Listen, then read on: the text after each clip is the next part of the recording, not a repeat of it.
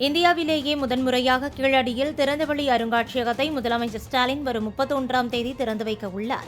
சிவகங்கை மாவட்டம் திருப்புவனம் அருகே உள்ள கீழடியில் நடைபெற்று வரும் திறந்தவெளி அருங்காட்சியக பணிகளை கூட்டுறவுத்துறை அமைச்சர் பெரிய கருப்பன், மாவட்ட ஆட்சியர் பொற்கொடி ஆகியோர் நேரில் ஆய்வு செய்தனர். பின்னர் செய்தியாளர்களை சந்தித்த அமைச்சர் பெரிய கருப்பன், இந்த அருங்காட்சியகத்தின் மூலம் நமது பண்டைய தமிழகத்தின் நகர நாகரிகத்தை நேரடியாக அறிந்து கொள்ள முடியும் என்று கூறினார்.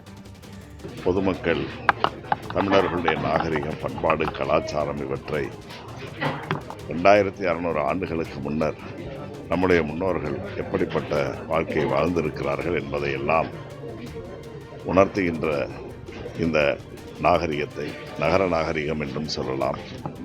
அதைப்போல தொழிற்கூடங்கள் நிறைந்த ஒரு பகுதியாகவும் இது விளங்கி இருக்கிறது என்பதற்கான சான்றுகள் ஏராளமாக கிடைத்திருக்கிறது.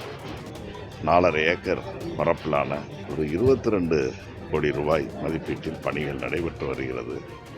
ஆகவே மாண்புமிகு முதலமைச்சர் அவர்கள் 31ஆம் தேதி வருகை தந்து இந்த கீழடி திறந்தவெளி அருங்காட்சியகத்தை பொதுமக்களுடைய பார்வைக்காக அர்ப்பணிக்க இருக்கிறார்கள்.